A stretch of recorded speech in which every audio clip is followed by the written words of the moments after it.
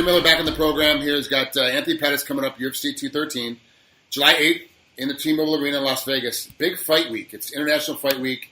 My email every day, I get like 4 or 5 different things from the Hall of Fame induction to the fights going on the weekend, Friday and Saturday. So that weekend's a huge weekend. How do you deal with the extra fans? I mean, literally, you walk out of your hotel room, you go downstairs to go to the bathroom to grab a quick cup of coffee. You're gonna get swarmed. Do you have to deal with extra fans? Does it bother you? Is it something you have to kind of stay away from, or what happens? I've found a lot of big cards, and it's really not that bad. There's definitely going to be more people there because you have the back-to-back cards, and there's just a little bit more going on in Vegas. But it really, I kind of become a little bit of a hermit during fight week and just kind of sit in my room and eat some fruit and some raw nuts and stuff like that. And I really don't get out that much. I'm not the type that really does too much. I'll work out here and there, and I kind of just focus on the weight cut. So for me, it's really not that big of a deal.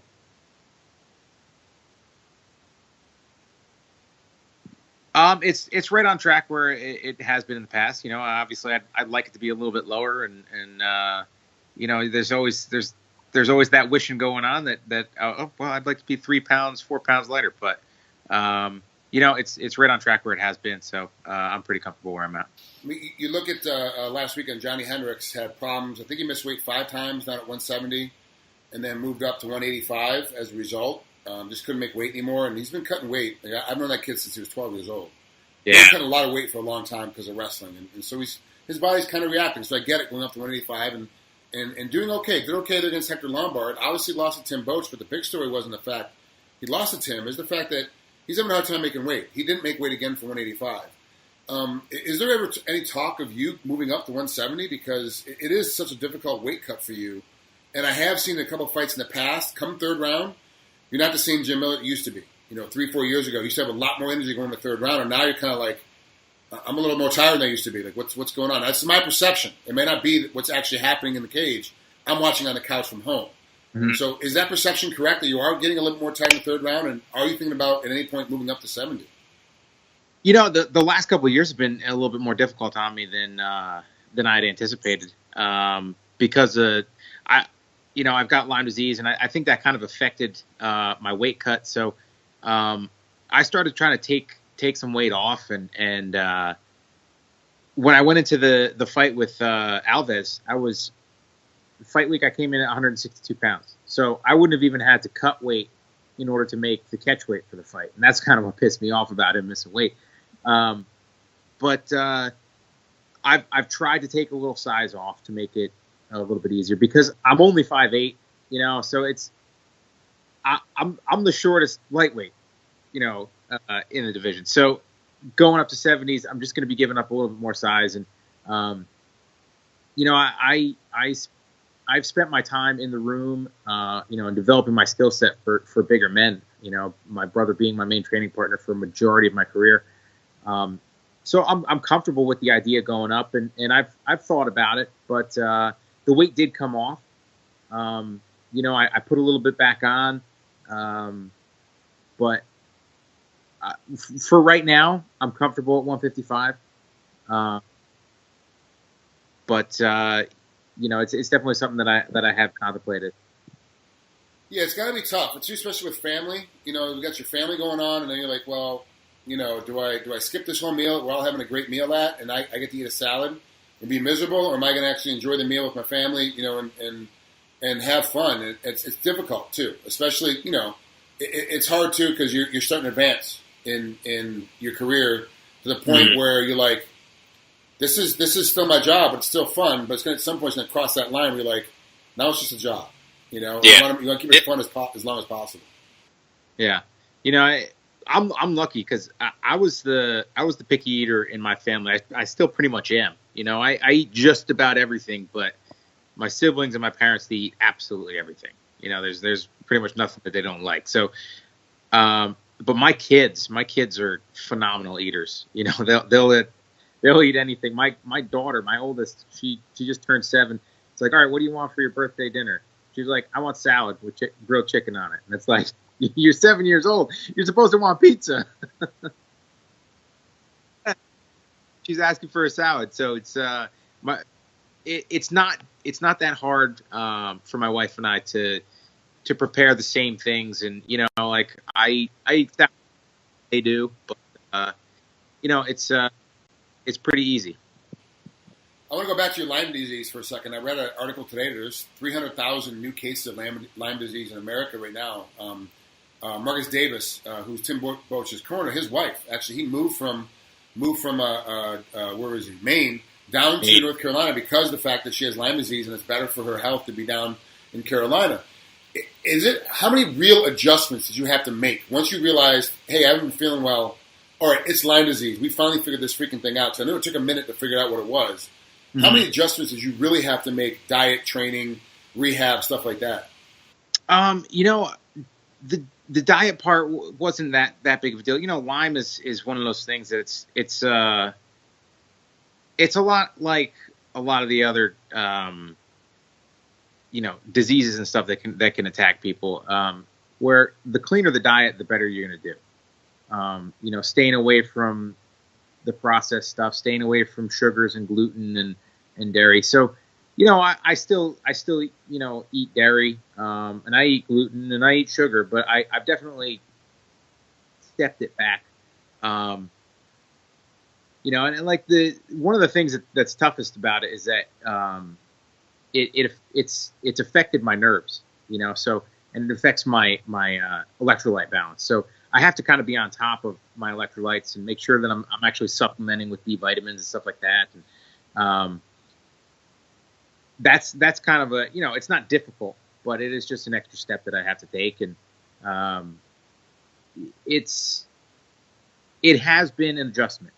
It definitely has been. At my low point, when I was training for the fight with Diego, I barely trained for that fight. I could barely get out of bed. And then it was, once I got on some medication, it was a pretty quick turnaround where I started to feel better. I had gotten to the point where I was going up and down stairs sideways, hanging onto the rail like a 90-year-old man. And I thought it was just from training, and that took a couple weeks, but it went away. And all of a sudden it's like I can bound down the stairs, going downstairs to the basement like I always do, like an asshole, nearly fall down the stairs. But it just came back, and it's like, holy shit, that was because of something else. That wasn't just because of beating up my body for a decade.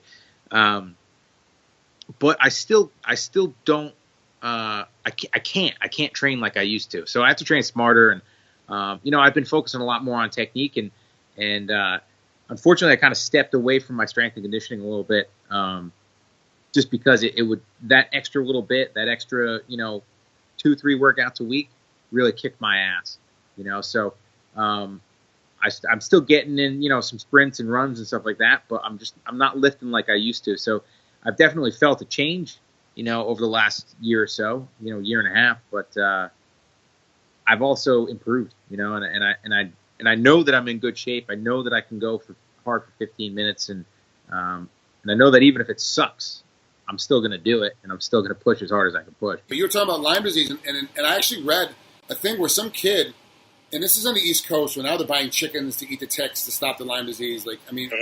Whatever. Some kid was just playing in his backyard and got Lyme disease just playing in his backyard. It is a pretty significant thing, and I'm actually really surprised to hear how normal it is for you and nonchalant you are about it now, because you've kind of I figured out what it is. I'm on medication. I got to train smarter, and that's just kind of your protocol. Did you ever figure out how you got it? Is there any one? Did you find Plan Zero? No, I live in farm country, man. And I hunt and I fish, and I've got dogs, and I've found. A couple years ago, I found more ticks on me in my yard than when I'd be out in the woods. It's just one of those things, and the tick doesn't have to stay on you that long. These are the things that like we kind of just found out, because I had always thought that the wives' tale about it was that the tick had to be attached for 3 days and all that stuff. It's as little as like 15 minutes, and the baby, the nymph stage of the deer tick is the one that's most likely to give you Lyme disease, and they're about the size of a poppy seed. So it's like for that to crawl on you and bite you and be there for a couple minutes and then just either fall off or whatever. Who the hell knows?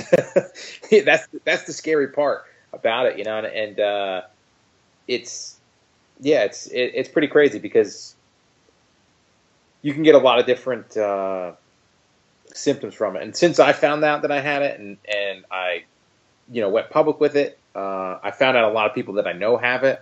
And I recently just found out that guy that I was, that I'm friends with, he just found out he has it. One of my students at the gym just got diagnosed with it. It's crazy, and it's the biggest thing is to keep your pets, their flea and tick stuff up to date, and check yourself, check your kids, and just kind of make a habit of it, because anytime you're outside, something could crawl on you.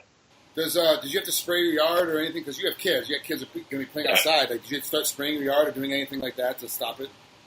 I was actually just talking to my wife about it. You can there are a couple things that you can do. You can actually spray like the little nematodes, the little tiny couple cell organisms or whatever the hell they are. They actually like kind of burrow into the ticks and kill them. But you can do a couple different things. Bird houses, you can get chickens. Unfortunately, my dogs would probably eat the chickens. Yeah. Yeah, chickens and bird dogs. Just there, it's not. No. All right, let's get off your disease. Let's talk about Anthony Pettis. Yeah. This is the guy you got facing you. First, take me through the reaction when they called and said, "Hey, Anthony Pettis is your next opponent." What was that first feeling like when you heard that? Excited. Anthony's he's a former champion. He's very well respected in the game, and I have wanted to fight him for a while. I mean, when the WC guys first came in, I wanted to fight him, and now I get my opportunity. So I'm excited for it. I love these fights. I love we were just talking about it, loving to suffer. You know what? I like being pushed inside the octagon. It's great to go in and just steamroll somebody and come out, unhurt and stuff like that. But I do enjoy the grind of it. I do enjoy the tough fights, and I still want to dominate my opponent and make him look bad. But it's always exciting to go in there against somebody that is dangerous. Is it more satisfying now that you're able to fight Anthony Pettis at this stage of your career? Would you have liked to have fought him, 3 or 4 years ago when you first hey, I want to get a hold of Pettis? It really doesn't matter to me. It would have been good. It would have been kind of nice to stay on track, a few years ago and do what I know I'm capable of doing. But we got the call. We get to meet up, and I'm going to make the most of it. Jim, thanks so much for coming on here. I know it's 9:30 at night for you. You gotta get to bed, and I know you got an early morning tomorrow. Man, thanks so much. I can't wait to watch this fight. For me, this is one of the better fights in the card. Obviously, I always enjoy when you fight, but this is also two guys that aren't going to look to ride their bikes, not going to look to find a way out of the rounds and kind of kill time. These are both guys are going to look to fight, and you guys are going to stand there and you're going to fight, and it's going to be a very technical fight, but it's going to be a fight, and I love watching those things happen. When you guys let's just do it, see what happens. If I lose, I buy you the beer. If you lose, you buy me the beer. And that's it. I like it. Jim, thanks so much, man. Have a great rest of your training camp. Have a great time in Vegas. We'll talk later. All right. Have a good one, buddy.